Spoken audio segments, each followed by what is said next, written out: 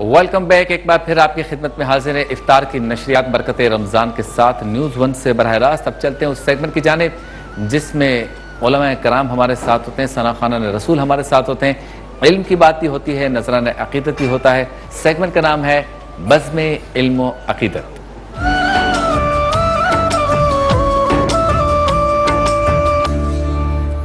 بزم علم و عقیدت میں آج ہمارا موضوع ہے دھوکہ اور فریب۔ بعض لوگ فراڈ کرتے ہیں، دھوکہ دیتے ہیں، جو بات کرتے ہیں اس پر پورا نہیں اترتے۔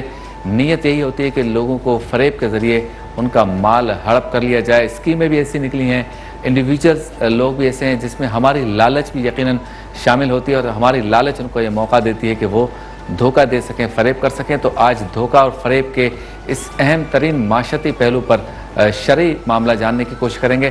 ہمارے ساتھ موجود ہیں آپ کے ہمارے ہم سب کے محترم و مکرم حضرت علامہ سید مظفر شاہ صاحب، السلام علیکم۔ وعلیکم السلام۔ اور ان کے ساتھ موجود ہیں آپ کے ہمارے ہم سب کے پسندیدہ علامہ نثار اجاگر صاحب، آپ کو بھی السلام علیکم۔ وعلیکم السلام۔ اور ان کے ساتھ ہیں دو پرجوش ثنا خواہ جناب محمد رضوان قادری صاحب، آپ کو السلام علیکم، اور محمد ساجد قادری صاحب، آپ کو بھی السلام علیکم۔ وعلیکم السلام۔ تو گفتگو کا آغاز کرتے ہیں شاہ صاحب سے۔ شاہ صاحب کیا کہیں گے اس حوالے سے، دھوکہ و فریب کرنے والوں کے لیے وعید اور جو کھاتے ہیں ان کے لیے احتیاط؟ بسم اللہ الرحمن الرحیم، رب اشرح لی صدری ویسر لی امری واحلل عقدۃ من لسانی یفقہوا قولی۔ دیکھیے، دھوکہ ہو، خیانت ہو، ظلم ہو، یا کسی کے ساتھ ظلم و تعدی ہو، یہ اس وقت سرزد ہوتی ہے کہ جب بندہ اپنی آخرت اور جواب دہی کو بھولتا ہے اللہ کے حضور، اور اللہ رب العالمین جل وعلا پر جب اس کا ایمان کمزور ہوتا ہے تو اس وقت اس قسم کی اخلاق رذیلہ کا صدور اس سے ہوتا ہے۔ لیکن اللہ رب العالمین جل وعلا جیسے مومن کو چاہتا ہے، یعنی صرف کلمہ طیبہ پڑھنے کے ساتھ ساتھ ہی نجات نہیں، بلکہ اس کے ساتھ معاشرت کے اندر حقوق العباد اور اعمال صالح کا ہونا انتہائی ضروری ہے۔ ٹھیک، جیسے کہ رسول کریم صلی اللہ علیہ وسلم نے ارشاد فرمایا کہ وہ 3-4 کے قریب بندوں کا حضور نے ذکر کیا ہے، اور فرمائیے وہ لوگ ہیں کہ جن کے مقابلے پر میں اللہ کے سامنے آؤں گا۔ یعنی حضور خود کہتے ہیں میں ان کے مقابلے پر خدا کے سامنے آؤں گا، یعنی میں خود ان کو پکڑوں گا۔ یعنی سرکار یہ ارشاد فرماتے ہیں، جو ساری امت کی شفاعت فرمانے والے ہیں، وہ خود یہ فرماتے ہیں کہ میں ان 4 بندوں کے مقابلے پر آؤں گا اور میں خدا سے خود کہوں گا کہ یا اللہ ان کی گرفت کی جائے اور ان کو پکڑا جائے۔ اللہ فرما ایک وہ جو میرے نام کا واسطہ دے کر کسی سے وعدہ کرے، اچھا، یعنی حضور کا نام لے کر وعدہ کرے اور پھر اس بندے کے ساتھ دجل کرے۔ فرما ایک شخص وہ کہ جو مزدور سے پوری مزدوری لے، پورا کام لے اور پھر اس کی مزدوری پوری نہ دے، تو فرما یہ وہ لوگ ہیں جن کے مقابلے پر میں اللہ کے سامنے خود آؤں گا، اللہ اللہ، اور اللہ سے یہ کہوں گا کہ یا اللہ میں خود اس کا مدعی ہوں اور ان کو سزا دے۔ تو آپ اندازہ لگائیے کتنی سخت صورتحال ہے۔ مومن کے صفات یہ ہے کہ مومن خیرخواہ ہوتا ہے، وہ اللہ کے اخلاق کا پرتو ہوتا ہے، اخلاق الہیہ کے اندر وہ ڈھلا ہوا ہوتا ہے، اور اس کی ہر نقل و حرکت اس بات عقیدے پر ہوتی ہے کہ اس کا اجر و انعام یا اس کی جزا و سزا جو ہے میرے اللہ کی جانب سے ہوگی۔ مومن کے صفات قرآن حدیث پاک کے اندر یہ بھی ذکر کی گئی ہے، جو بڑی مشہور حدیث ہے کہ لا یؤمن احدکم حتی یحب اخیہ ما یحب لنفسہ، تم میں سے وہ شخص مومن نہیں ہو سکتا جب تک کہ اپنے بھائی کے لیے وہ پسند نہ کرے جو اپنے لیے پسند کرتا تھا۔ صحیح۔ تو دھوکہ دہی جو ہے وہ انتہائی درجے کا یعنی گھنونا عمل ہے، جو مومن کی شان سے انتہائی بعید ہے۔ یہ ہو نہیں سکتا کہ مومن ہو اور وہ دھوکہ دینے والا ہو، اور مومن ہو وہ فریب کرنے والا ہو۔ سرکار علیہ السلام کی حدیث مبارکہ ہے جیسے ابن ماجہ کے اندر ہے، سرکار نے فرمایا کہ جو 2 دوستوں کے درمیان لڑائی لگوا دے، میاں بیوی کے اندر دھوکہ دہی کر کے، ان کے اندر خیانت کر کے ان میں تفریق کروا دے، یا آقا کو غلام سے بدزن کر دے، فرما فلیس منی، ایسا بندہ میرے سے نہیں ہو سکتا۔ اللہ اللہ اللہ، جو میاں بیوی میں لڑائی لگا دے، یعنی بیوی کو شوہر کے خلاف بھڑکا دیا، شوہر کو بیوی کے خلاف بھڑکا دیا، تو یہ بھی دھوکے کی ایک بڑی خطرناک جو ہے کہ وہ قسم ہے۔ دھوکے کی مذمت اس لیے کہ دیکھیں کہ یہ ساری معاشرت جو ہے نا شبیر بھائی، وہ اس طرح ہے کہ جس طرح کہ تسبیح کی ایک ڈور ہے جس کے گرد دانے جڑے ہوئے ہیں، اور ڈور جو ہے اگر وہ بریک ہوتی ہے، وہ ٹوٹتی ہے تو سارے دانے بکھر جاتے ہیں۔ رب کریم کو وہ بندہ انتہائی ناپسند ہے کہ جو خدا کی معاشرت کو اور خدا کی زمین کو میں فساد پیدا کرے۔ اللہ کو فسادی پسند نہیں، اور ایسا فساد شبیر بھائی جو متعدی ہو، متعدی سے مراد ہے کہ اس کی ذات سے نہ پورے معاشرے میں پھیلنے والی، ایک شخص وہ ہے جس کا فساد اس کی ذات تک ہے، یہ بھی انتہائی غلط بات ہے، کیونکہ یہ بھی ایمان کے لیے اور گویا کہ نزاع کے وقت کے لیے بڑا خطرہ کھڑا کرتی ہے۔ لیکن اس سے زیادہ مذموم اور اس سے زیادہ خطرناک شخص وہ ہے اور اللہ کی بارگاہ میں مغضوب، اور اللہ جس پر اس سے زیادہ غضبناک ہوتا ہے وہ ہے کہ جس کی حرکت سے وہ خود متاثر نہیں ہوتا، پورا محلہ متاثر ہوتا، پوری سوسائٹی متاثر ہوتی۔ تو دھوکہ دینے والا، خیانت کرنے والا شخص جو ہے وہ پوری معاشرت کو متاثر کرتا ہے، اور وہ یہ توقع نہ کرے کہ اس کی دعائیں مقبول ہوں۔ ایک جملہ اس پر مزید جو ہے کہ میں عرض کر دینا چاہتا ہوں، وہ یہ ہے کہ دھوکہ جو ہے وہ اعتماد کی ضد ہے، اور معاشرت جس ڈور کے گرد گھومتی وہ اعتماد ہے۔ میرا اور آپ کا سامنے اور پیٹھ پیچھے جو دوستی وہ کیا ہے؟ اعتماد کی۔ آپ ضرور یہ یقین رکھتے ہوں گے کہ میں جو ہے آپ کے پیٹھ پیچھے بھی ایسا نظریہ رکھوں، میں بھی یقین رکھتا ہوں کہ آپ میرے پیٹھ پیچھے میرے بارے میں جس طرح سامنے مل رہے ہیں ایسا نتیجہ رکھتے ہوں۔ جب تو میں خندہ پیشانی سے آپ کے ساتھ ملوں گا، جب تو میں اپنے دل کے ساتھ، دل کے اندر آپ کے لیے خوشگوار ایک مزاج بناؤں گا، اور ہماری یہ محبت معاشرے کے اندر اپنی ذات کے لیے، اپنے خاندان کے لیے، اپنے بچوں کے لیے ایک صحت مند ہوگی۔ لیکن اعتماد جہاں بریک ہو گیا تو باپ اور بچے کے درمیان اعتماد، شوہر اور بیوی کے درمیان اعتماد، پڑوس کے درمیان اعتماد، تاجر اور جو خرید رہا ہے مشتری اس کے درمیان اعتماد، امام و مقتدی کے درمیان اعتماد، مرشد و مرید کے درمیان اعتماد۔ تو ہر رشتہ اگر آپ دیکھیں تو وہ اعتماد ہی پر ہوتا ہے، خدا اور بندے کے درمیان اعتماد۔ تو اعتماد اگر خدا نہ خواستہ بندوں کی طرف سے بندوں کا اگر بریک ہو جاتا ہے تو یہ سب سے بڑا فساد ہے۔ اس لیے حضور نے فرمایا کہ وہ لوگ جو اپنی خود غرضی کی زندگی گزارتے ہیں اور اللہ رب العالمین پر ان کا ایمان نہیں ہوتا، ان میں بے اعتمادی آتی ہے۔ دیکھیں جس کو اللہ پر اعتماد ہوگا شبیر بھائی کہ مجھے اللہ کو جواب دینا ہے، وہ مومن ہے۔ یہ اعتماد جتنا کم ہوگا تو نفاق اس کے اندر آئے گا۔ اب یہ خلاصہ ہماری گفتگو کا اینڈ پر آ گیا، اور وہ یہ کہ حضور نے فرمایا کہ ایسا بندہ جس میں 4 عادتیں آ جائے وہ خالص منافق ہے۔ اچھا، علیہ فرما 4 عادتیں جس میں آ جائے وہ خالص منافق ہے۔ اس کی ہم آگے وضاحت کریں گے اپنے اور ناظرین کے گویا کہ ذہنیت اور عمل کی اصلاح کے لیے۔ فرما سب سے پہلی ایک چیز یہ ہے، یا 4 میں سے کوئی ایک چیز آ گئی، 4 ایک ساتھ آ گئی تو وہ خالص منافق ہے، علیہ باللہ علیہ۔ اور فرما 4 میں سے اگر ایک آ گئی تو منافقت کی ایک صفت اس کے اندر موجود ہے۔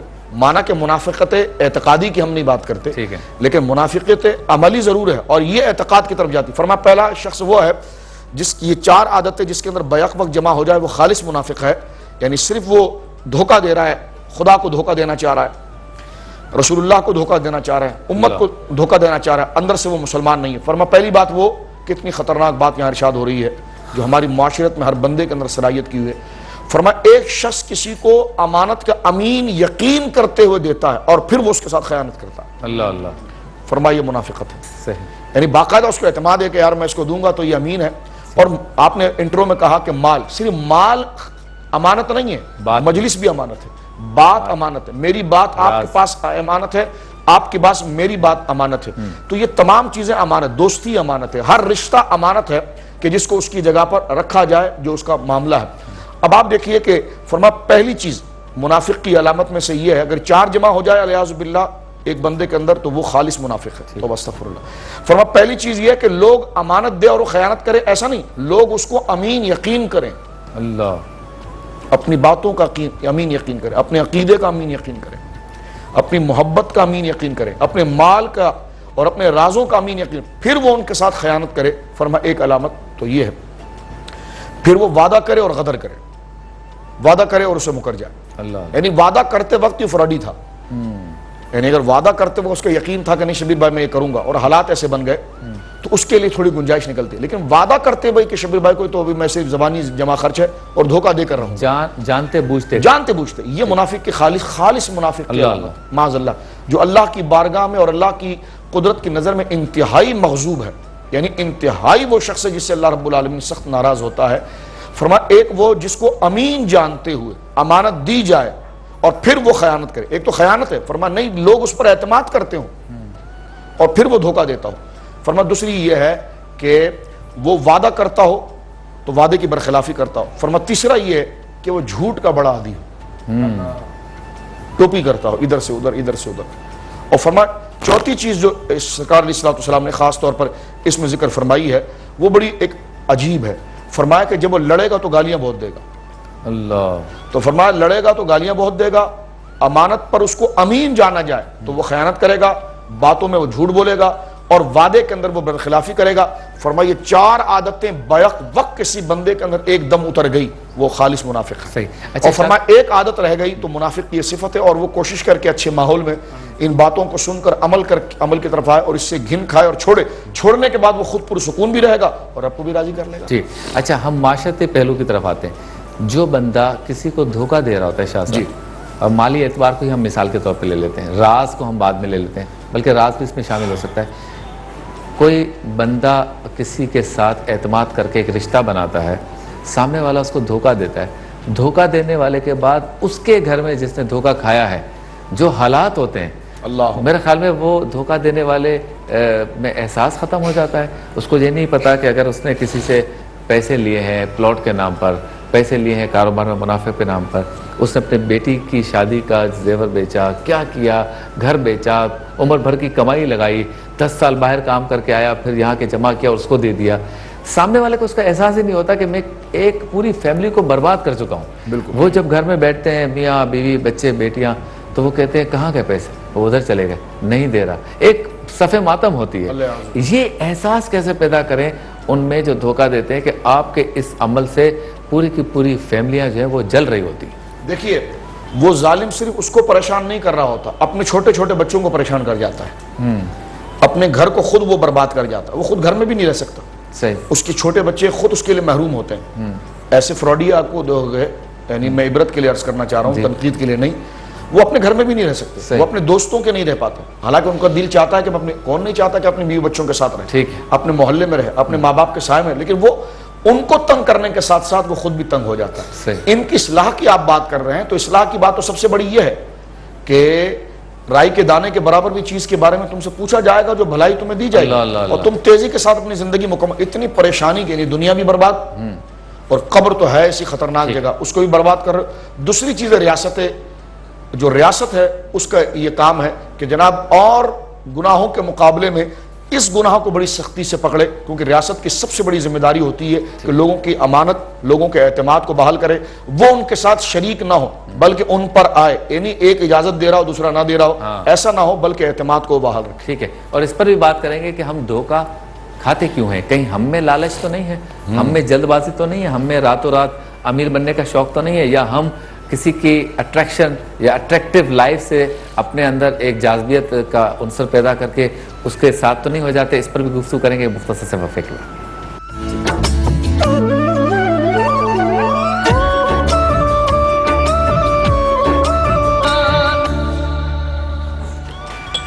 خوش آمدید, ایک بار پھر آپ کی خدمت میں حاضر ہیں. بزم علم و عقیدت ہمارا سیگمنٹ چل رہا ہے, دھوکہ اور فریب پر گفتگو ہو رہی ہے.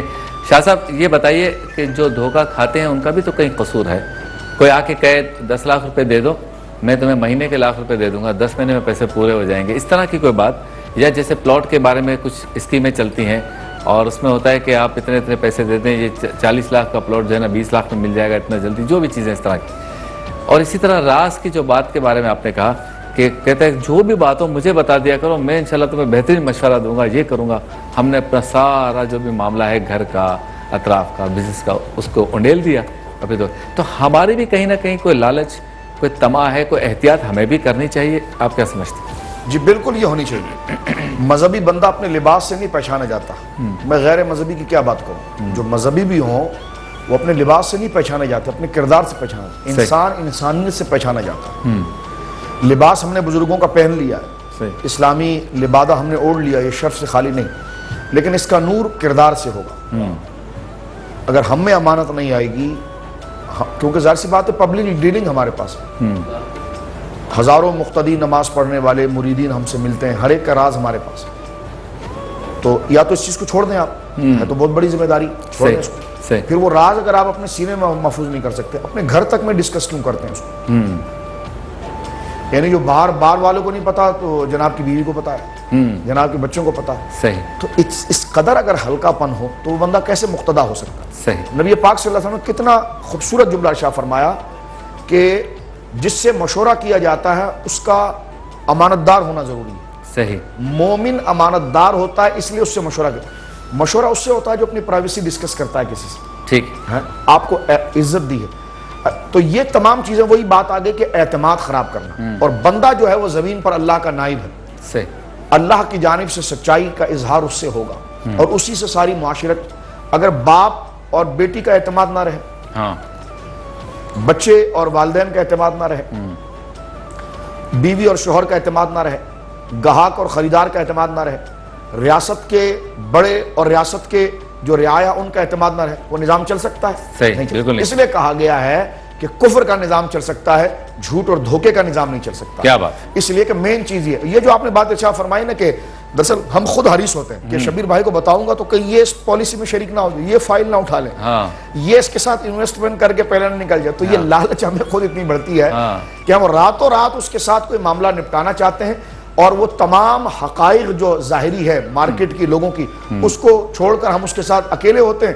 پھر بعد میں پیسہ کھا جاتا ہے، نہ ہمارے پاس کوئی ثبوت ہوتا ہے، نہ ہم کسی کا بات کہتے. تو ظاہر سی بات ہے جو ہمیں دھوکہ دے رہا ہے، تو ہم بھی کیوں شیخ چلی کی بات میں آ کر اتنا بہ رہے ہیں؟ ہم بھی 4 لوگوں سے، معتمد لوگوں سے مشورہ کریں، اور جو تنقید کا پہلو ہمیشہ ہو اس پر ہمیشہ اچھا تو سب کہیں گے، لیکن جس نے منفی بات کی ہے اس پر غور کیا جائے کہ اس منفی بات کے پیچھے کیا راز تھا جس کی وجہ یہ مجھے منفی مشورہ دے رہا ہے، تاکہ ہم بھی خود غرضی لالچ کی طرف نہ رہیں اور ایسے لوگوں کے ہم شکار نہ بنیں. سبحان اللہ. چلتے ہیں اس سیگمنٹ کی جانب جس میں ہمارے شیف معراج ہمارے سامنے تیار کرتے ہیں روزانہ ایک مزیدار ڈش، اور سیگمنٹ کا نام ہے افطار مزیدار.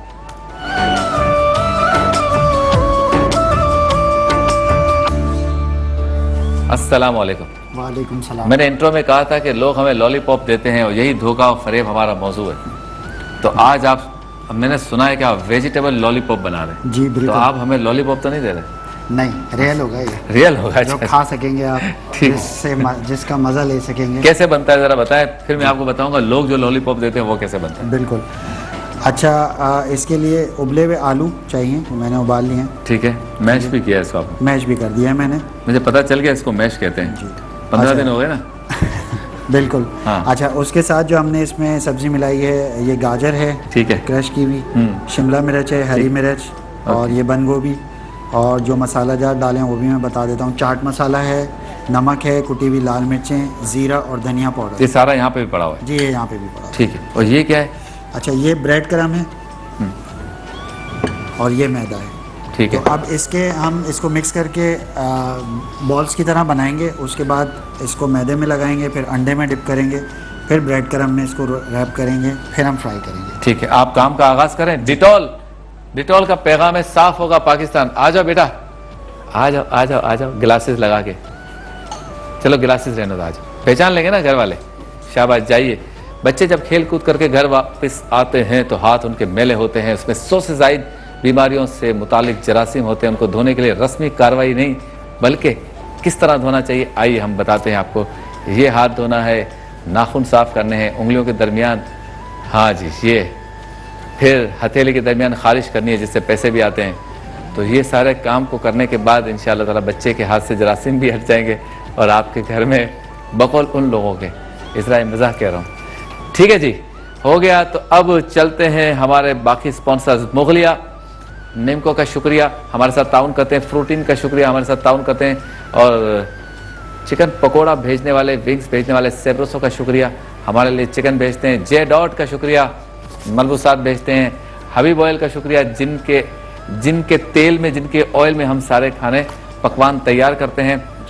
ہاں جی. میکس بار کا شکریہ، برتن دھونے کے لیے، چمکدار برتن دھونے کے لیے استعمال ہوتا ہے، یہ بھی تعاون کرتے ہیں. اسپرائٹ کا شکریہ، پہلے گھونٹ میں ہی تازگی ملتی ہے لیکن افطار کے بعد. کرشی جامع شیری کا شکریہ جو ہمارے ساتھ سحر افطار دونوں میں تعاون کرتے ہیں. ان سب کا شکریہ ادا کرتے ہیں اور چلتے ہیں بریک کی جانب. واپس لوٹیں گے ساجد قادری، رضوان قادری سے سنیں گے کلام، شاہ صاحب سے اور اجاگر صاحب سے کریں گے بات مختصر سے وقفے کے بعد.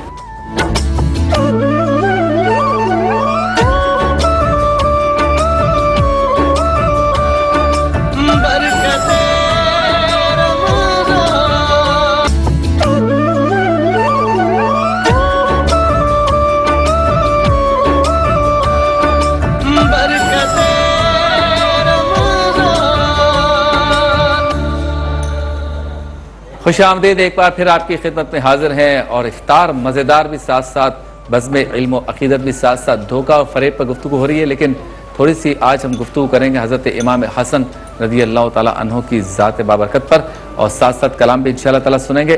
لیکن میرے پاس یو فون کا ایک پیغام ہے جو آپ تک پہنچانا چاہتا ہوں، اور وہ ہے کہ you phone super family bundle offer آپ کو دیتے ہیں آپ کی ضرورت کے مطابق پیکیجز، جس سے آپ کالز، ایس ایم ایس اور انٹرنیٹ دن بھر کے لیے استعمال کر سکتے ہیں اور پورا مہینہ بھی استعمال کر سکتے ہیں بے فکری کے ساتھ۔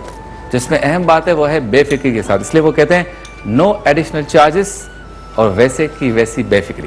تو میرے آڈینس میں بھی کافی ایسے ہوں گے جو ان کے پاس یو فون ہوگا، لیکن شیف معراج کے پاس بھی یو فون ہے۔ یہ صحیح سامنے بتائیں، سامنے بتا دوں جی، میرے پاس بھی یو فون ہی ہے۔ اور یہاں پہ کس کس کے پاس یو فون ہے دیکھیں ذرا، ہے نا یو فون۔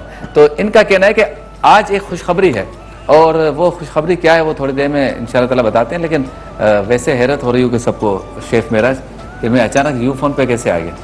تو جو ہمارے ساتھ تعاون کرتے ہیں ان کو کبھی نہیں بھولنا چاہیے۔ اور یو فون خوشخبری یہ دے رہا ہے کہ یہ جو سپر کارڈ ہے، سپر فیملی کارڈ، یہ ان کے لیے بھی ہے جو آلریڈی سپر کارڈ استعمال کر رہے ہیں، اور آج ان کا یہ کہنا ہے کہ 599 روپیز میں یہ جو سپر فیملی کارڈ ہے، اس میں 500 MB انٹرنیٹ بھی اب شامل ہو گیا، تو آپ کو فائدہ ہو گیا، بہت فائدہ ہو گیا، جان چھوٹ گئی، پورا مہینہ میرے ساتھ آپ چیٹنگ کرتے رہے۔ بالکل بالکل، یہ تو جان چھوٹ گئی۔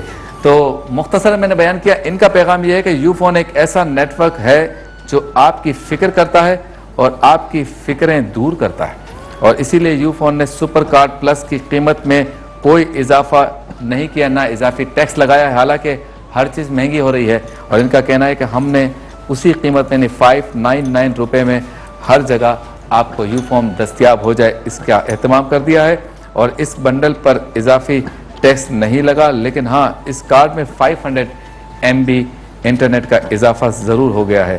تو سپر کارڈ پلس کو لوڈ کیجئے اور اپنے آپ کو بے فکر کر لیجئے، کیونکہ آپ کے حصے کی فکر یو فون کر رہا ہے۔ تو دوبارہ نو ایڈیشنل چارجز اور ویسے کی ویسی بے فکری۔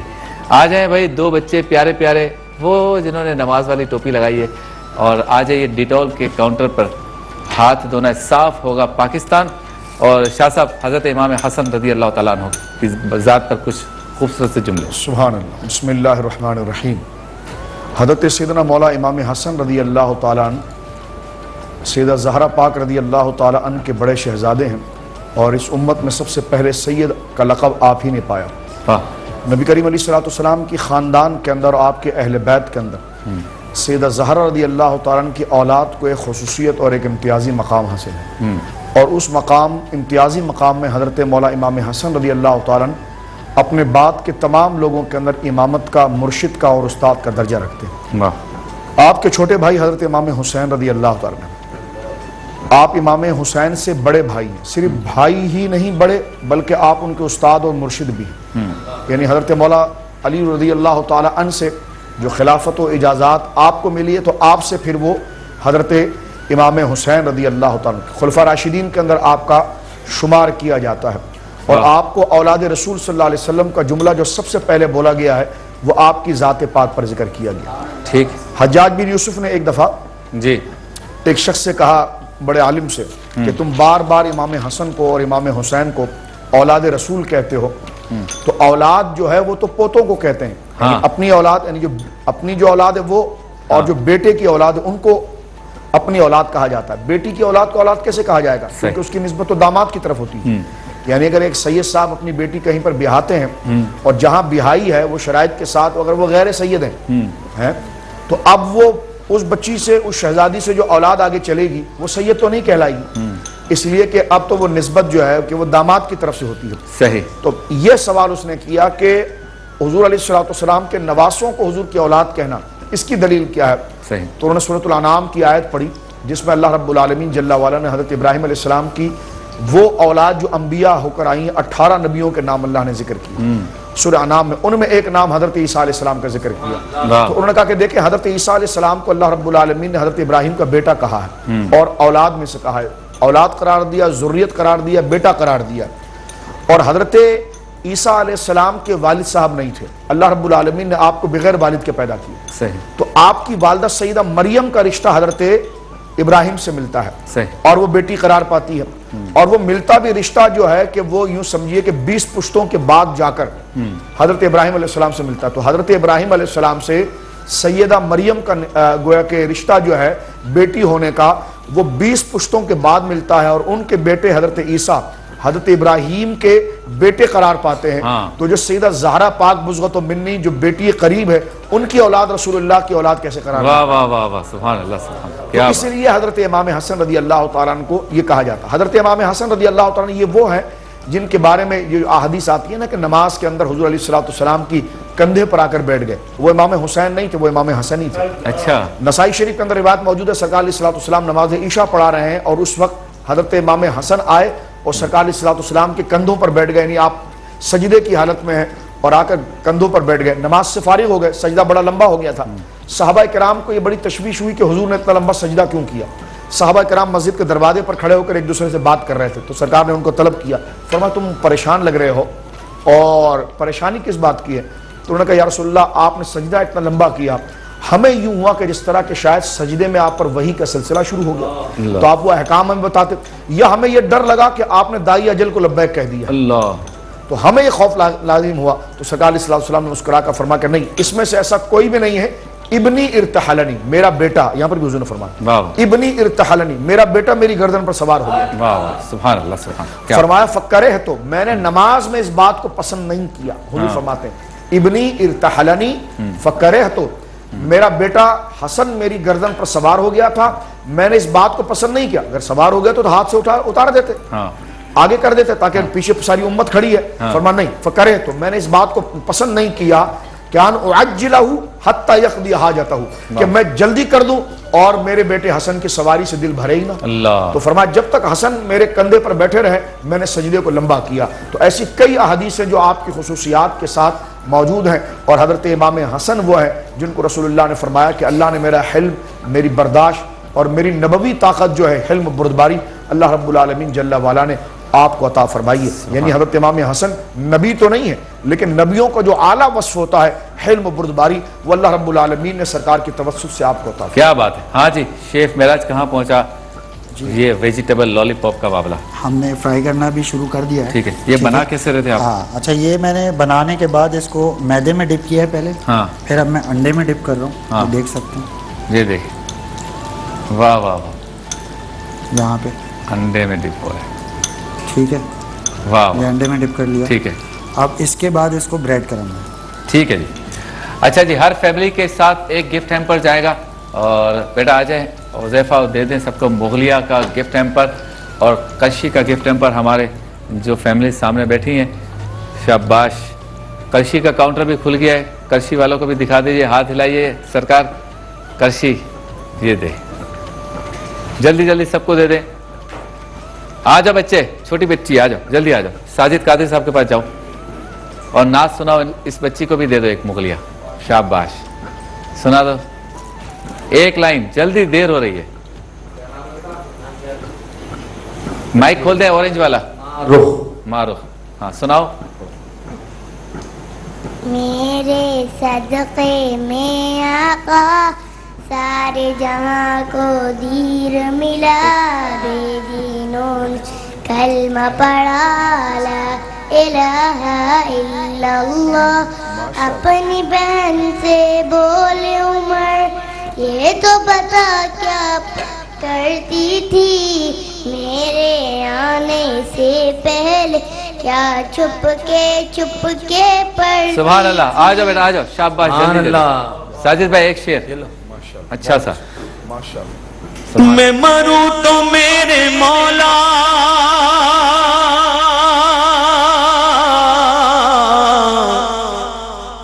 یہ ملائکہ سے کہہ دے کوئی سے کو مت جگانا، ابھی آنکھ لگ گئی ہے، کوئی سے کو مت جگانا، ابھی آنکھ لگ گئی ہے. جو پائے سوال آئے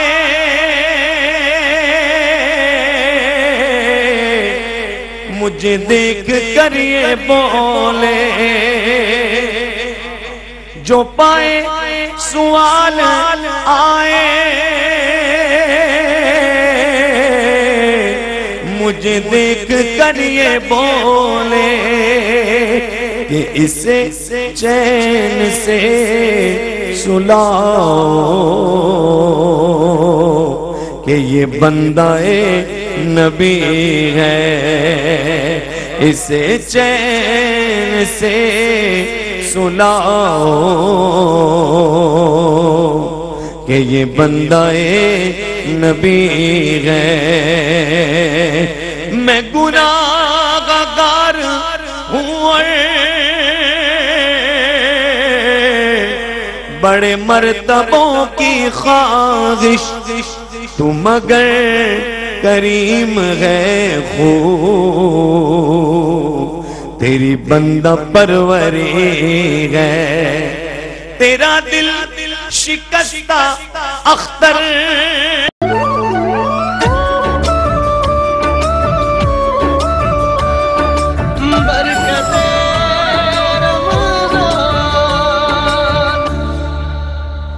جی خوش آمدید، آہستہ آہستہ ہم بڑھ رہے ہیں افطار کی جانب۔ ریکیپ دے دیں، ویجیٹیبل لالی پاپ۔ ویجیٹیبل لالی پاپ تیار ہو گئے، یہ رہے آپ دیکھ سکتے ہیں۔ اچھا اس کا ریکیپ دیکھنے میں بہت خوبصورت لگ رہا ہے، انشاءاللہ کھانے میں بھی ایسا ہی ہوگا انشاءاللہ۔ اچھا میں ریکیپ دے دیتا ہوں، آلو کو بوائل کر کے میش کر لیں، اس میں سبزیاں اپنی مرضی کی ڈال سکتے ہیں، گاجر ہے، شملہ مرچ ہے، بند گوبھی ہے، مسالے جو ہیں وہ نمک، چاٹ مسالہ، کٹی ہوئی لال مرچ، ہری مرچ، یہ ڈال کے مکس کر لیں۔ اس کے بعد اس کو گولے بنا کے اس کے میدے میں ریپ کرنے ہیں، پھر انڈے میں، پھر بریڈ کریں، اس کے بعد فرائی کر لینا، اور ساتھ میں اس کے بعد یہ لالی پاپ کے لیے اسٹک لگا دیں۔ ہو گیا جی ماشاءاللہ۔ فروٹین کا یہ ہم نے جوس بنایا ہے، ہاں فروٹین کا، یہ پیچ کا ڈرنک ہے آڑو کا، اس کے ساتھ پودینے کو بلینڈ کیا ہے، ہاں اوپر گرین آ رہا ہے، تو اس سے بہت خوب، ریفریشنگ ہو جاتا ہے اور زیادہ۔ بہت خوب۔ ہمارے شیف معراج روزانہ خوبصورت ذائقے والی ڈشیں ہمیں بنانا پکانا سکھاتے ہیں، بہت شکریہ آپ کا۔ اجاگر صاحب دھوکہ فریب پہ کچھ جملے ہو جائیں جو ہمارا موضوع تھا۔ بسم اللہ الرحمن الرحیم۔ آج آپ کا موضوع یقیناً بہت اچھا ہے۔ آج کل انسانیت میں ایسا لگتا ہے کہ ہر شخص دھوکہ دینے پر تلا ہوا ہے، اور یاد رکھیں دھوکے میں اتنی طاقت ہوتی ہے کہ پلٹ کر آپ کے پاس آتا ہی آتا ہے، اور جب آپ دھوکہ دیتے ہیں تو اس کے ساتھ بے شمار گناہ آپ اور کرتے ہیں، مثال ظلم بھی کرتے ہیں آپ، اور حسد بھی کرتے ہیں، اور آپ خیانت بھی کرتے ہیں، اور اس کے جھوٹ بھی استعمال کرتے ہیں، جھوٹی قسمیں کھاتے ہیں۔ حالانکہ قرآن پاک میں اللہ تعالیٰ ارشاد فرماتا ہے کہ وعدے کی پاسداری کا حکم دیا ہے، اور جھوٹی قسمیں کھانے سے اللہ نے منع فرمایا ہے۔ آپ دیکھیں جب دھوکہ دیتا ہے انسان جھوٹی قسمیں بہت کھاتا ہے۔ قرآن نے مثال دی ہے کہ جھوٹی قسمیں کھانے والا دھوکہ دینے کے لیے اس کی مثال ایسی ہے کہ جیسے ایک عورت سوت کاٹ رہی ہے، اور جب اس کا مکمل ہو جائے تو اپنے ہاتھوں سے وہ ٹکڑے کر دیتی ہے، یعنی اپنے ہاتھوں سے اپنی محنت کو، مشقت کو ضائع کر دیتی ہے۔ تو واقعی جو دھوکہ دے رہا ہے تو وہ جتنی بھی محنت کر رہا ہے وہ دھوکہ دے رہا ہے، اپنے آپ کو دے رہا ہے، وہ کسی اور کو نہیں دے رہا، کیونکہ جو آخرت اس کو اجر و ثواب ملنا ہے وہ اس کا انکاری ہے، اور دنیا میں فائدہ اٹھانا چاہتا ہے، تو وہ در حقیقت اپنے آپ کو دھوکہ دیتا ہے، کسی کو نہیں دیتا۔ یہ دھوکہ آیا کہاں سے؟ دیکھیں سب سے پہلے جہاں حسد نظر آتا ہے، تکبر نظر آتا ہے، جھوٹی قسمیں نظر آتی ہیں شیطان کے ساتھ۔ اسی طرح شیطان نے دھوکے کے ساتھ حضرت آدم علیہ السلام کو دھوکہ دیا، اور معاذ اللہ قسمیں کھائیں جھوٹی جھوٹی، اور ان کو پھل کھلا دیا۔ تو اس طرح تو دھوکہ دینا یہ شیطان کی عادات میں سے ہے۔ ہمیں چاہیے، ہم انسان ہیں، ہم انسانوں کے ساتھ اعتماد کی فضا کو بحال کریں۔ جہاں آپ نے دھوکہ دیا آپ کا اعتماد ٹوٹ جائے گا، آپ کے رشتے ٹوٹ جائیں گے، آپ کی محبتیں ختم ہو جائیں گی، اور وفاؤں کی پاسداری باقی نہیں رہے گی۔ تو امید کرتا ہوں کہ انشاءاللہ دھوکے سے ہم سب بچیں گے، بلکہ لوگوں کو بچائیں گے۔ رضوان قادری صاحب کلام ہو جائے۔ سبحان اللہ، سبحان اللہ۔ مرکبہ شریف کے دو شعر امام حسن پاک، امام حسین پاک کی بات سبحان اللہ۔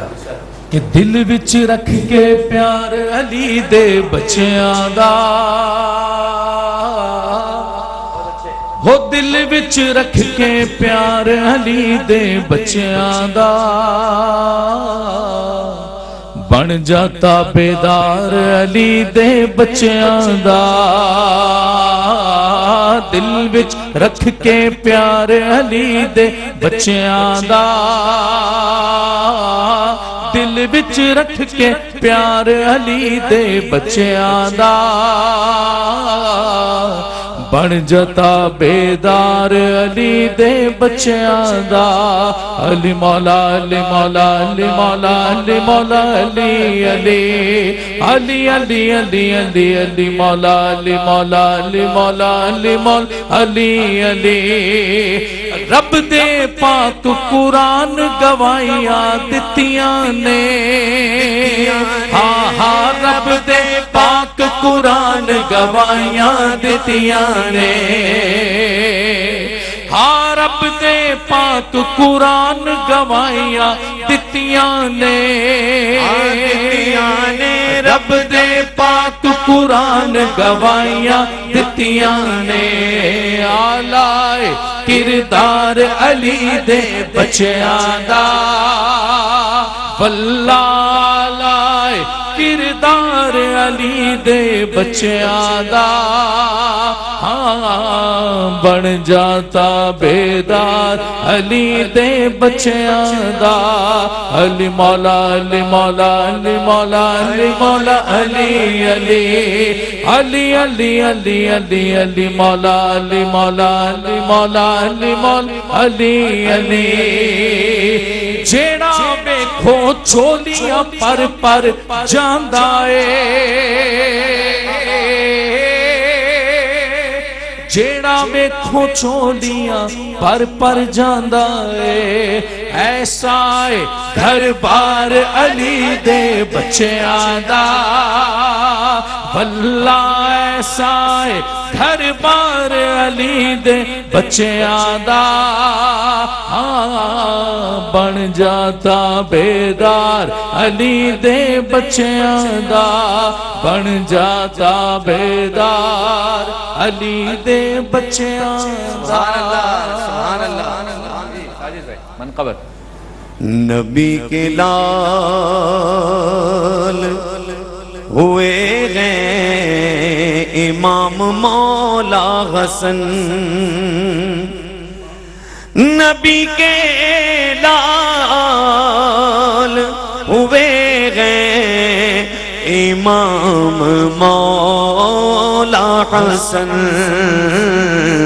نواسے پہ گئے لے ہوئے گئے امام مولا حسن نواسے پہ گئے لے ہوئے گئے امام مولا حسن امام دوسرے گئے پنجتن میں شامل گئے امام دوسرے ہیں پنجتن میں شامل ہیں حسین سے بھی بڑے گئے امام مولا حسن شاہ صاحب قبلہ یہ علامہ صاحب نے کلام لکھا ہے اور جب آپ کی ولادت ہوئی امام حسن مجتبی رضی اللہ عنہ کی اس وقت کی بات آپ نے لکھی بدن پہ کوئی رطوبت نہ خون کے آثار بدن پہ کوئی رطوبت نہ خون کے آثار یہ پاک پیدا ہوئے گئے امام مولا حسن یہ پاک پیدا ہوئے گئے امام مولا حسن حسن لکھا ہے قلم نے یا حسن لکھا ہے حسن لکھا ہے قلم نے یا حسن لکھا ہے